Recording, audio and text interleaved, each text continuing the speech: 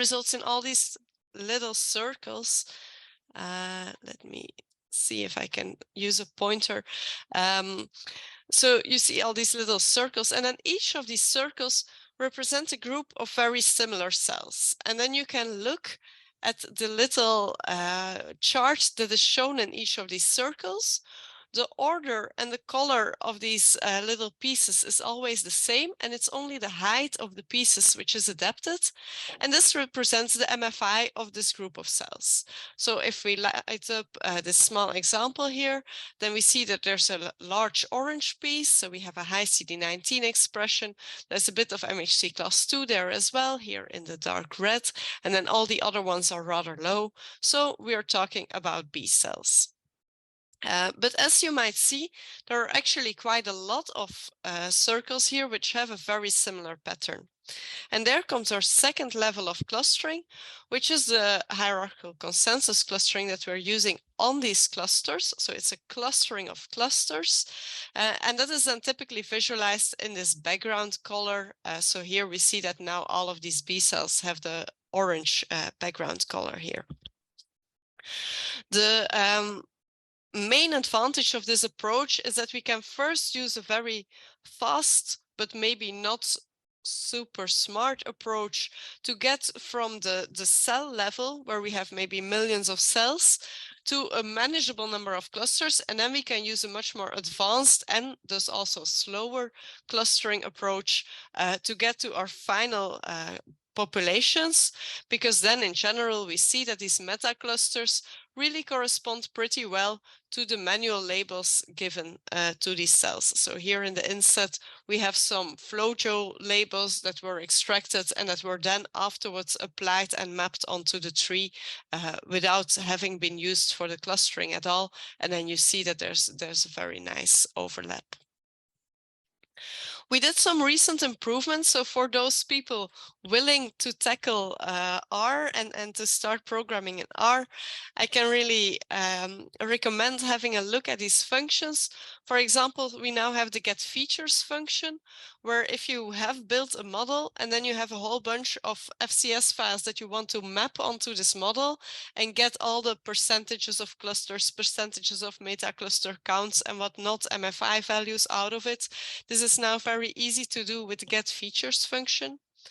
We also have a flow summary, which once you have created a model allows you to immediately generate a whole PDF file with many of the often occurring visualizations we're taking. So you have these star charts as I've just explained them. You can also see them in a grid view, which makes them a bit bigger. You can see them like colored one marker at a time, which is sometimes a bit easier to look at, even though you have to look at many small figures. So it depends a bit on the case, which approach is most informative. We also have dimensionality reduction visualization in there. So it's just when you get started, of course, afterwards you can make all kind of different visualizations, but to give you a bunch of options right from the start. And this is now also created, I think, if you use the FlowSOM plugin. So that's very practical. And then we also have this plot2D scatters function available, which I can't stress enough is the importance of data visualization. Always check what you're doing with your data. Don't just trust a random number that the computer comes up with. So one way to tackle that is to actually look at the clusters generated by the algorithm in the traditional scatter plots that you're used to look at. And so for that, we also have a very practical function available in our R package. To discover more of these functions, you can always have a look at our cheat sheet that we have available on GitHub. And there's also a protocol paper by my colleague, Katrien Kuntelier, available, which might get you started if you want to start doing these things in R. However, when we are working with clinical data, so FlowSOM has been around for a while now, and the clustering is typically not the big problem, right? So you have your cells, you can cluster them, that's fine. The main challenge is actually in the pre-processing. How do we get to good quality data so that the clusters that come out will also make sense? If I give random numbers to my computer, whichever algorithm I use, random results will come out as well. And we are, of course, always looking for things that are of biological interest. There's two levels to this. On the one hand, we have the quality of the individual samples. So for example, if there's an issue during the measurement, you might get some strange numbers in your flow frame or in your FCS file. And if you analyze your data in a manual way, this might also give you trouble. So it's also something to look out for then. But even more, if you're looking to using these automated tools, when you're doing your manual gating, you do a lot of quality control on the fly. You're just looking at your data, gating your data, looking at the data again and again and again. If you're using these algorithms, you need to make sure you cover those steps as well. So that's the quality of the individual samples.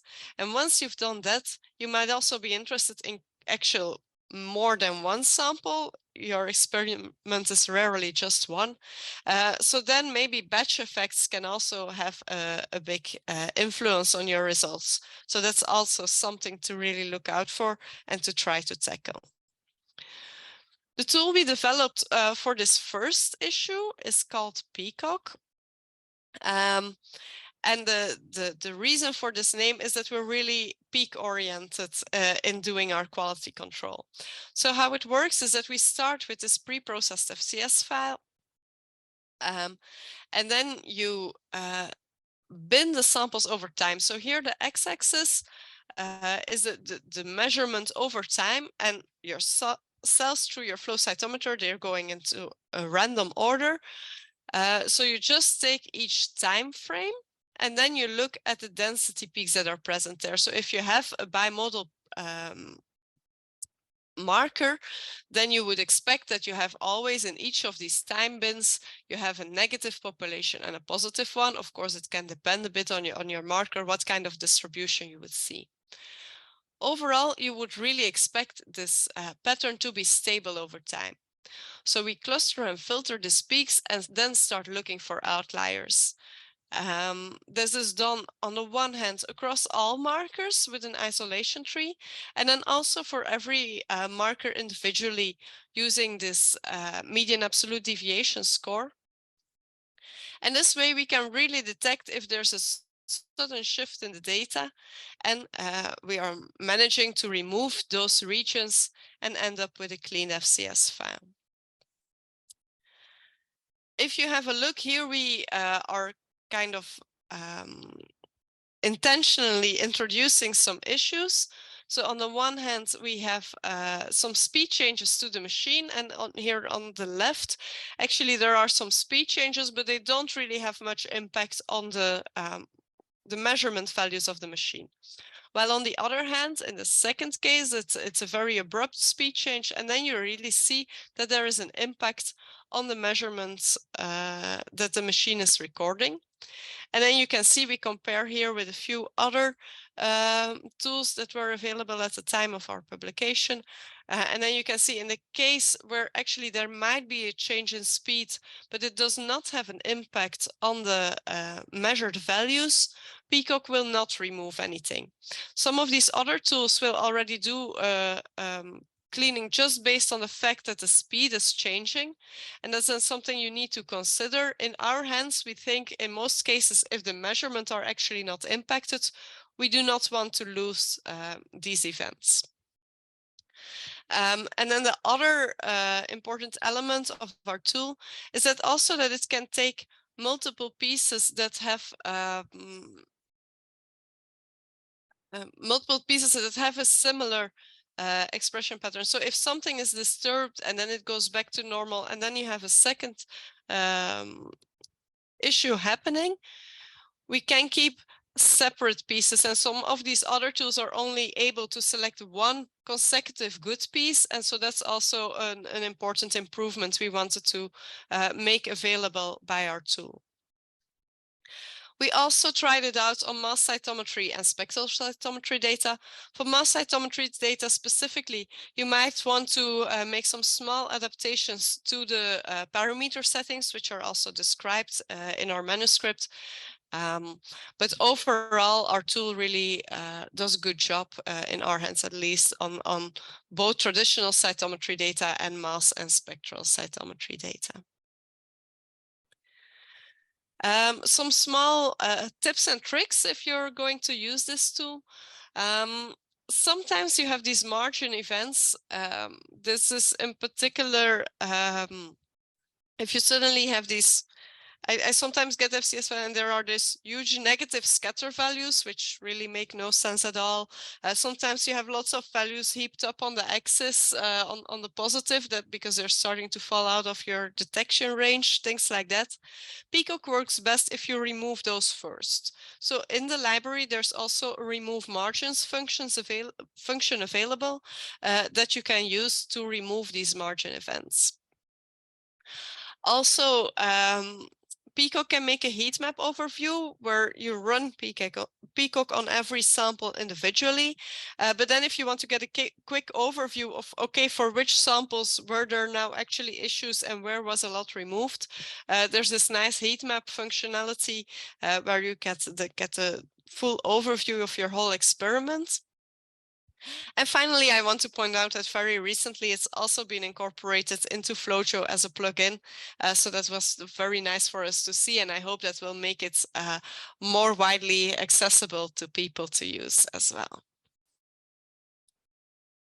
Okay, I think that's what I have to say about Peacock. So that's looking at one sample at a time, just checking signal stability during the measurement.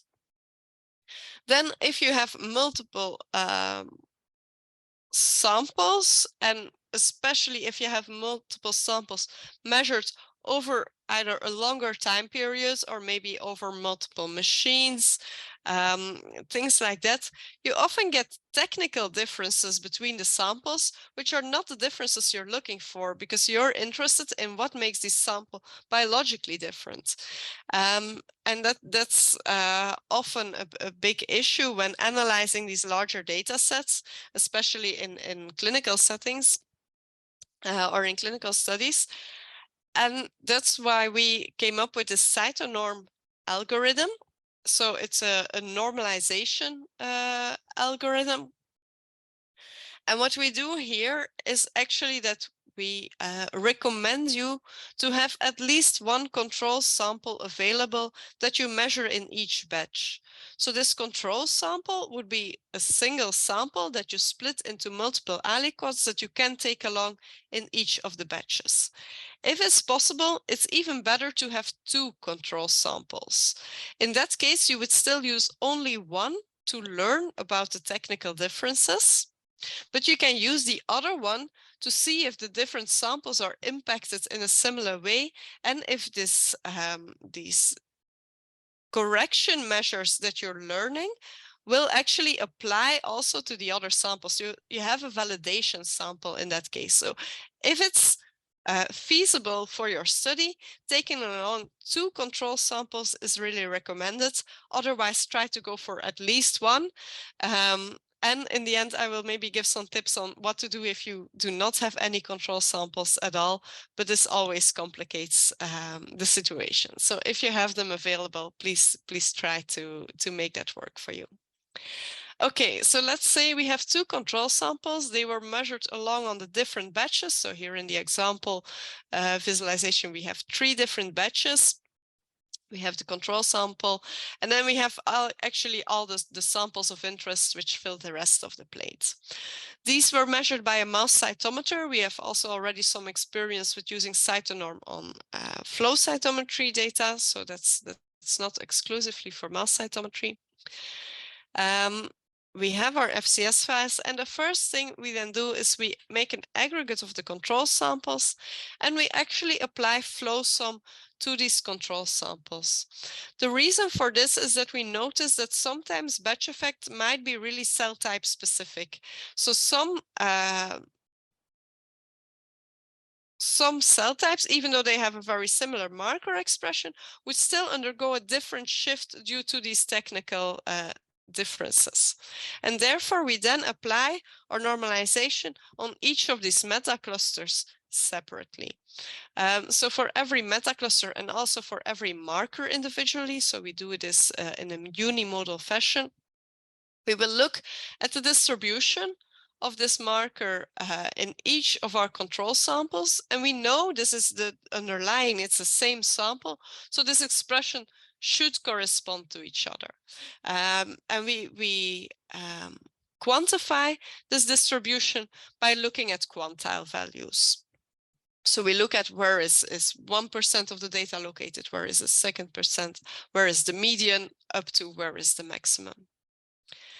From this, we can choose a goal distribution. For a goal distribution, you have some options. The default is that it would just average out between all the batches. But in practice, we see that it's often more interesting to choose actually one of your batches as the goal distribution. Then if you have newer data coming up later, you can also say, okay, now I will also normalize it to this same batch, to the same goal distribution. So for example, you could say, okay, I want all my data to look like the data from the first plate. Or you can go for the average approach, of course, depending on the situation that you're in. Once you have this goal distribution, you can then look for every individual distribution of these control samples, how it relates to the goal distribution. So here, basically, we have all these quantiles from the original distribution and from our goal distribution. We connect the corresponding quantiles, and then you can draw a line through them. It's called a spline, a smooth function, translating these original values into the values corresponding to the goal distribution. And because you are interconnecting all these dots with a line, you can also, for any value in between these dots, learn what the new value would be that it translates into. By using this quantile approach, we also get a very flexible model. If you would just do a linear transformation, for example, say just stretching the data out by multiplying with a specific value, this can also be sometimes sufficient, but in many cases you see that the technical effects impact, for example, the positive values in a different way than the negative values. Maybe only my positive population is shifting, but actually my background signal stays the same. Or vice versa, maybe my positive signal is rather stable, but I optimized something in the machine and my background signal is now different. And in those cases, a linear transformation will not be sufficient to correct for that batch effect. So in that case, having this extra flexibility given by using these multiple quantiles can really be an advantage. Once you have done all that, you've basically built a kind of model describing the differences between the different plates based on what you could learn from the control samples. And then you can look at all other samples on the plate, or in our particular case, in the validation sample, which we know should also be the same. We will map these also on this first FlowSOM model that we had available. And then for each of these meta clusters, we can apply these splines that we learned, and we end up with nicely corrected data in the end. And this you could then, of course, also apply to all your patient samples of interest where you do not know if things should align afterwards or not. And then that's then the biological variation, or at least you can assume that the variation that's remaining is then the biological variation that you're looking for and which is actually of interest. Okay. Here I have a small example where if we looked at this data on a 2D t-SNE plot in this case, you could see that if you color by batch, you really have some regions in this dimensionality reduced space which are really specific for a certain batch. And then after normalization, it's maybe not 100% reduced or removed, but it's at least strongly reduced. So we saw some really good impact there. Also, if we look at the distances between the batches, we can look at them before normalization, and then we see we have some very large distances sometimes. Well, after normalization, we see things align much better. The distances between the batches become much smaller. So that's really what we would hope our normalization tool would accomplish, of course. Also here, some tips and tricks. An important thing to look out for is to make sure that your control samples really cover the expression range that you're willing to correct for. Because if you're extrapolating with these splines, let me quickly go back here. So to predict here what's happening outside of this range, that's really hard. And there the spline can make often kind of strange patterns appearing. So if you can avoid needing any extrapolation and make sure that your control sample really already covers the range of interest, that's highly recommended.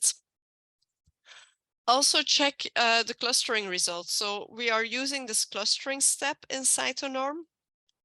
It's not always necessary. So some cases you could say, okay, I will go for a simpler approach, which also reduces the risk to introducing strange artifacts. But at least check that your clustering makes sense. If you cluster too much and your clustering is actually also affected by your batch effects, so you have clusters which have cells only from certain batches, things will not line up nicely afterwards for sure. So the assumption is really that the batch effects are smaller than the differences between these big meta clusters that we are using in this step. And typically the number of meta clusters we're taking in this step is quite a bit lower than the actual number of meta clusters we're then using for further really like immunophenotyping of our samples. And finally, like I said, I strongly recommend having a separate control along in your experiment if that's available to you. But we're also currently experimenting if we have a large enough data set that we could say, like, on average, we expect 2 batches to be very similar as well. Of course, a very good experimental design is crucial there. If you have all samples of one type measured in one batch and then all samples of another type in another batch, it becomes very, very tricky to differentiate between the technical and the biological differences, and that's basically just a bad experimental design overall. But if you can assume that, like, on average, if you take everything together, things should be similar across the 2 batches as well. Then you can also make an aggregate of these samples and use this as your control sample. So that's as a kind of proxy for a real control sample. Again, be very careful with what you're doing. Try to visualize all the steps in between to make sure that no strange things are happening. But in general, I would expect that you might get some good results with that as well.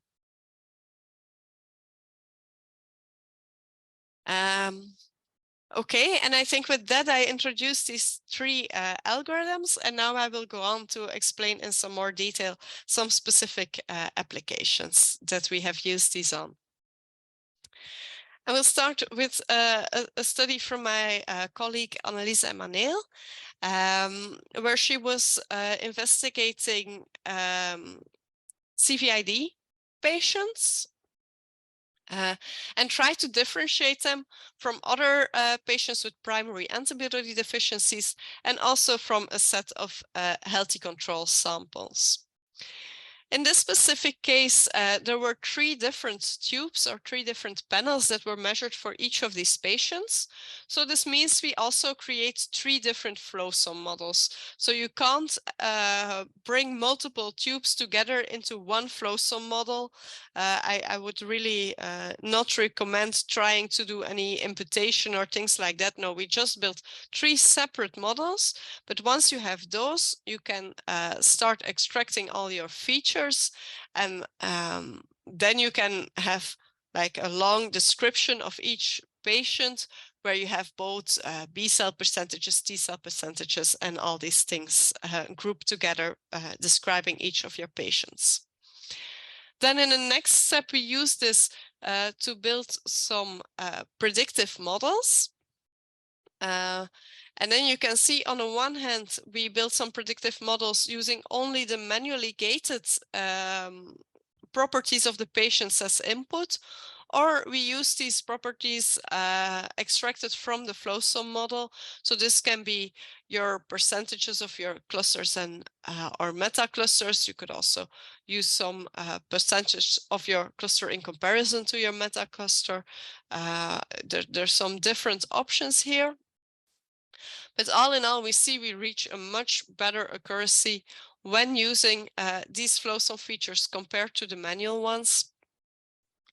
And shown in blue, even if we apply some feature selection, so using maybe only let's say 10 different properties, we are also able to still get to a very good accuracy. We tried this with two different classifiers, both a random forest and a support vector machine.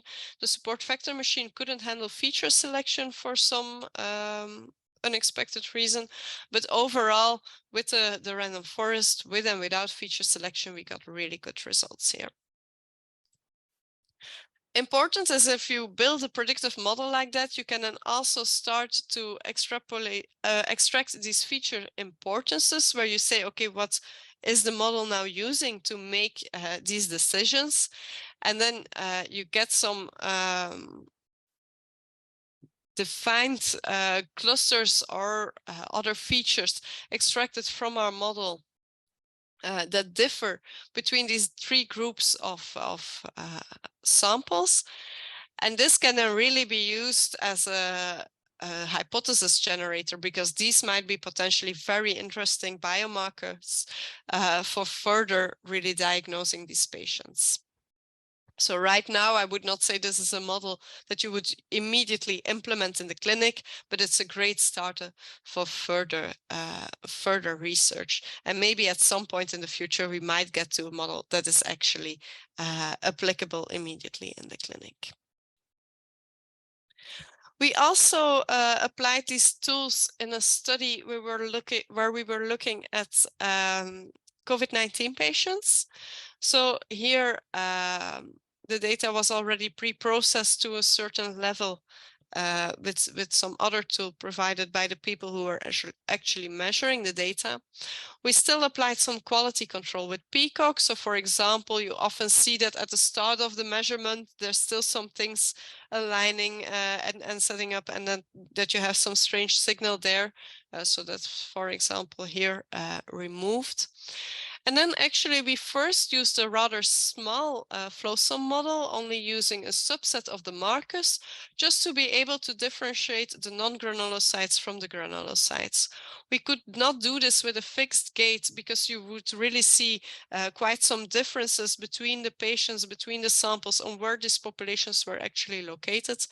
But by using this first FlowSOM model on the subset of markers, we were able to separate them quite nicely. And then we built a FlowSOM model for each of these subsets of cells, so either the non-granulocytes or the granulocytes, in which we used the larger set of markers. So there we had 33 markers available. And this then resulted in, if we group the two models together at the end, and 207 clusters that we could define, which were by our collaborators then manually annotated as 24 cell populations. Once all these cell populations were identified, we could use them to compute this neutrophil lymphocyte ratio, which is known to have to be really impacted in critically ill COVID-19 patients.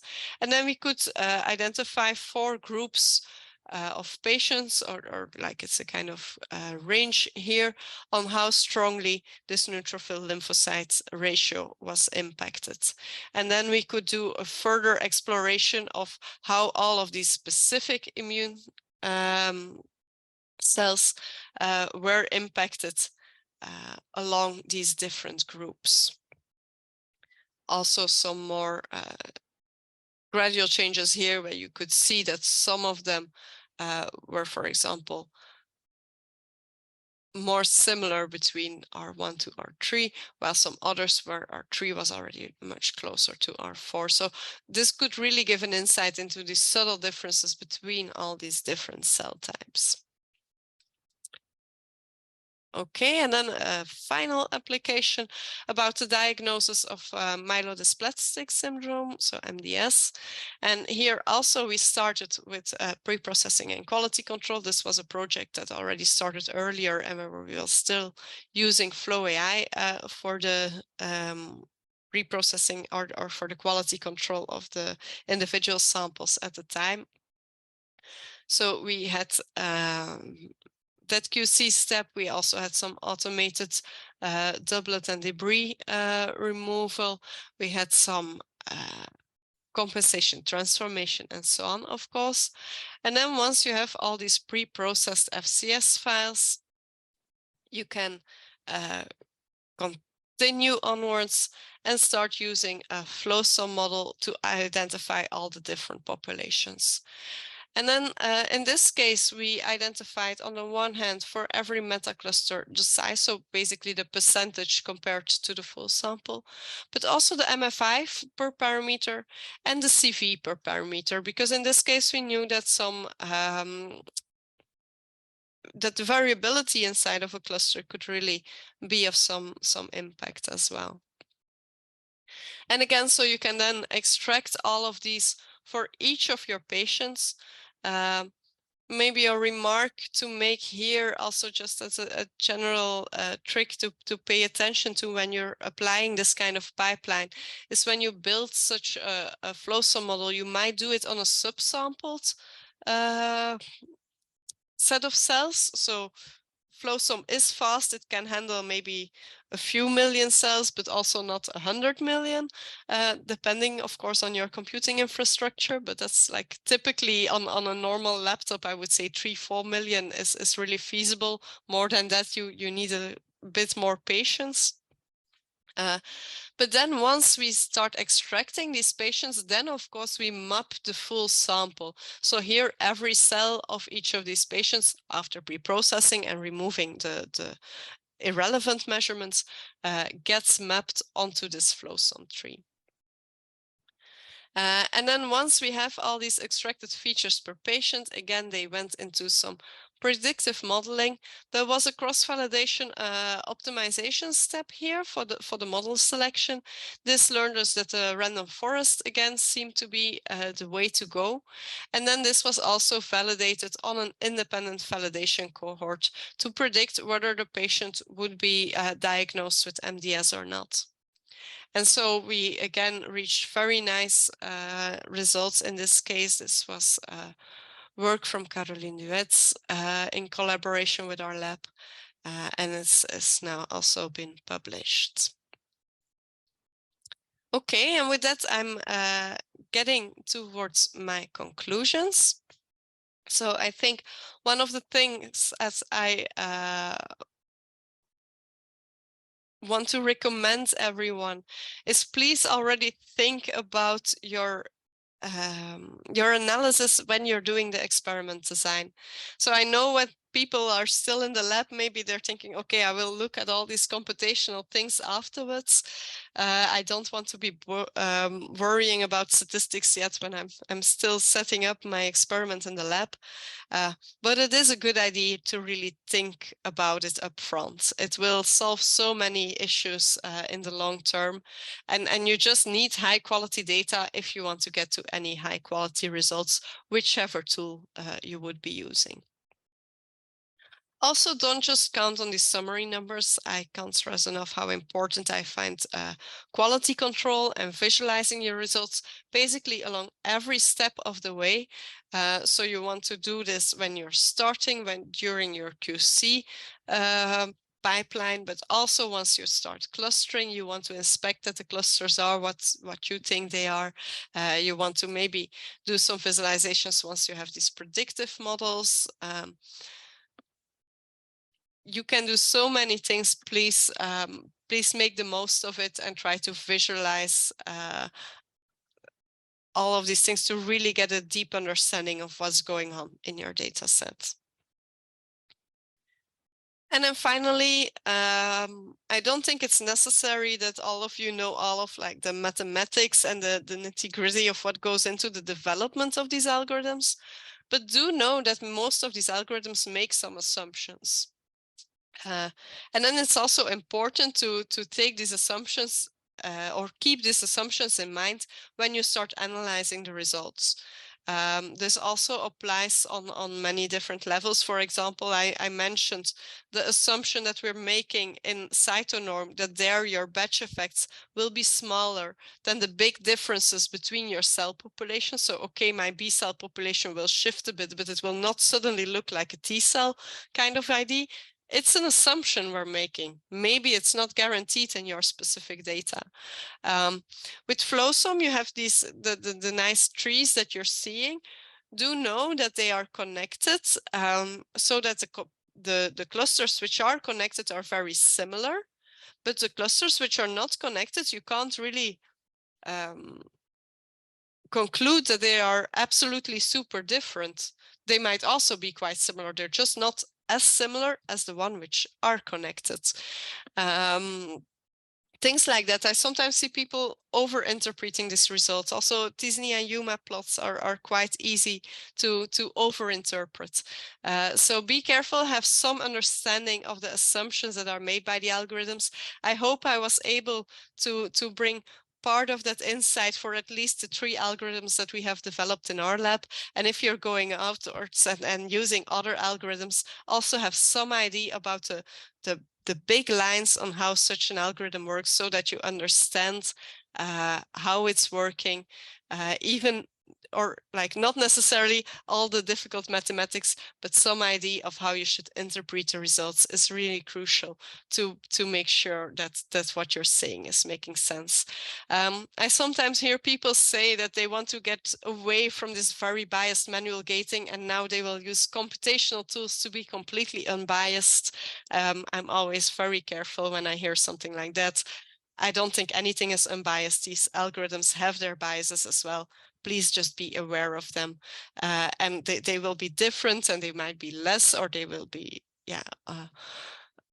other than what you're doing with your manual gating, but there are always some underlying assumptions to be made. So keep these in mind. And with that, I think I want to thank, of course, all our collaborators, the people in our team, Professor Sijs in particular for allowing me to do this work, and my collaborators, especially the people from the lab in Leuven and in Amsterdam, who we collaborated on these studies that I highlighted. And also, of course, everyone else I've interacted with in the meantime during all these things. And with that, I think I've left quite a bit of time for questions, so I'd be very happy to answer those. Thank you.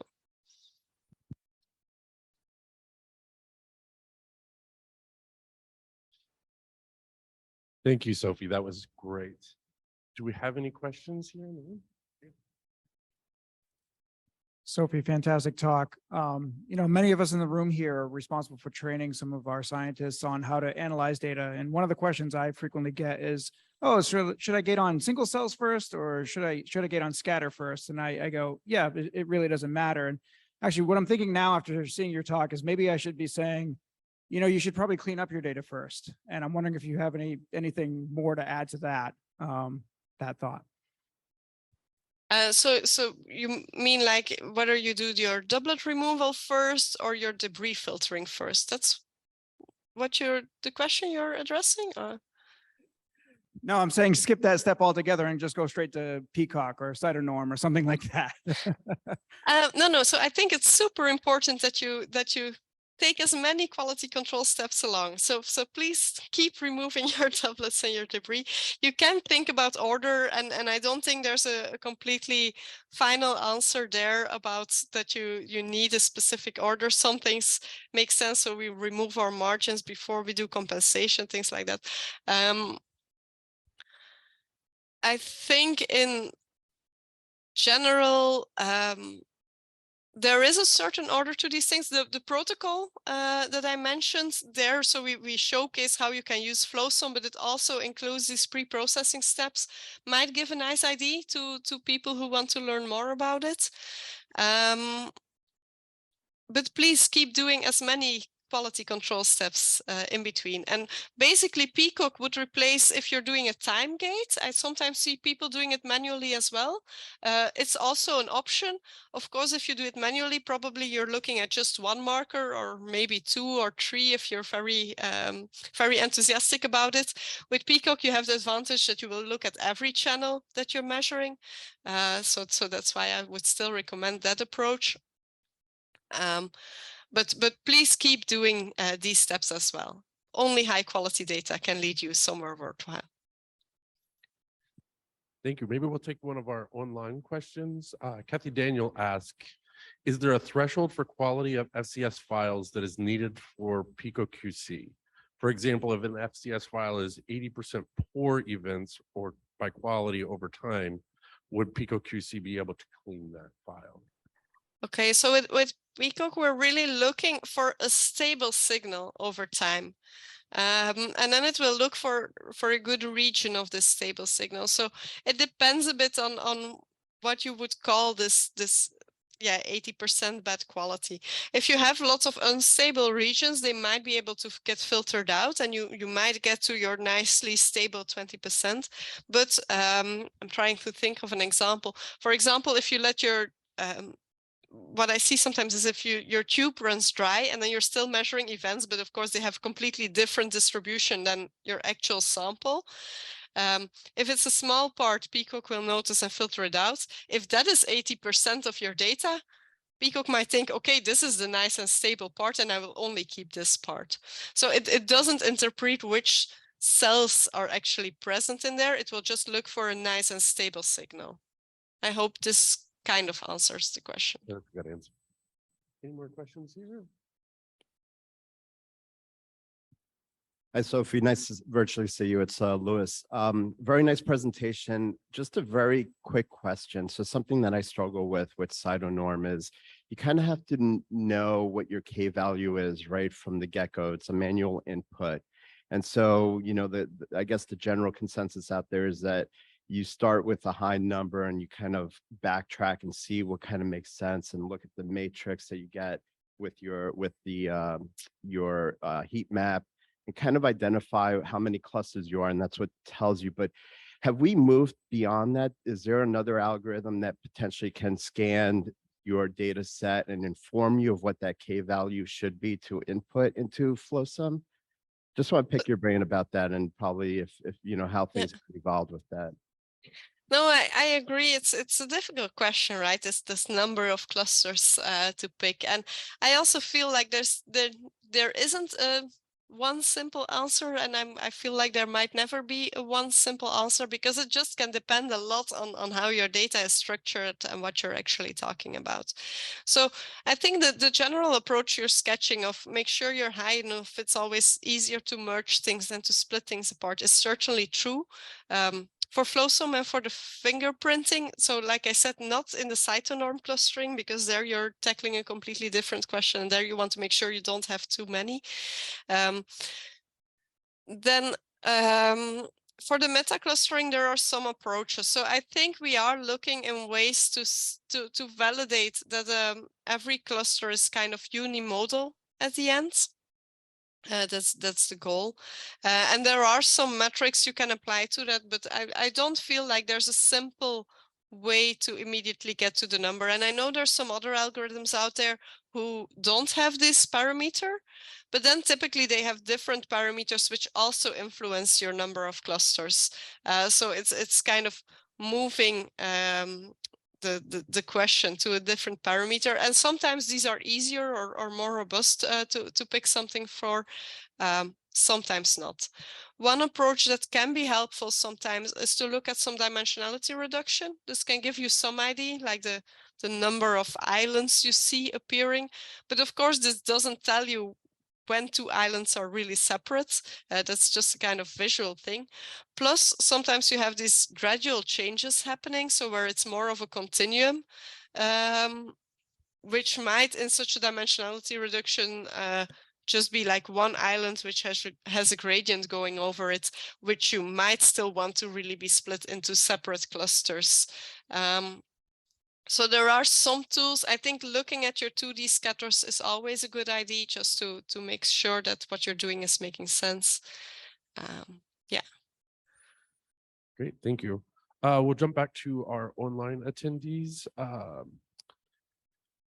Dijab Bahoimik asked, can we use uncompensated data in FlowSOM? Okay, this answer is a little bit double. So in a very short, I would say, yes, you can. In the longer answer, I would say, but I wouldn't do it. So it's a bit double. So in theory, as long as you have a unique numeric pattern that you're measuring, it would show up as separate clusters. However, in practice, they get very hard to interpret because you don't know if a high value really means that marker is present or if it's just like spillover from other channels. And also, so you just get a nicer separation of your populations in your high dimensional space, typically after compensation.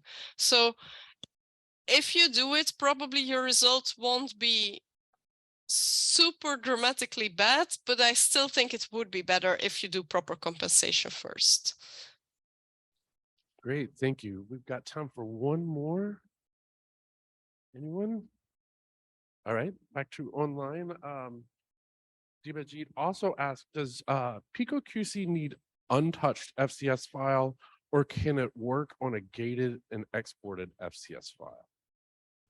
Yeah, it should be possible to work on these on a gated file as well. You might want to think a little bit about the setup that you're doing, but we're actually considering it sometimes that if you have some strange things. So for example, these margin events, we would for sure try to remove before running Peacock. The main assumption that we're making there is that your signals or your average signal should stay stable over time, or your peaks should stay stable over time, because we don't just compute one mean, but we're really looking where the peak is. But so if for some reason, then you would say, okay, first at the beginning of my file, I would only have one type of value, and then suddenly it will only be another, then Peacock will filter one of these regions out. If you gated your data, but you would still say, okay, overall, they would be kind of ordered randomly over time, then that should still work, yes. Great, thank you, Sofie, so much. That was great.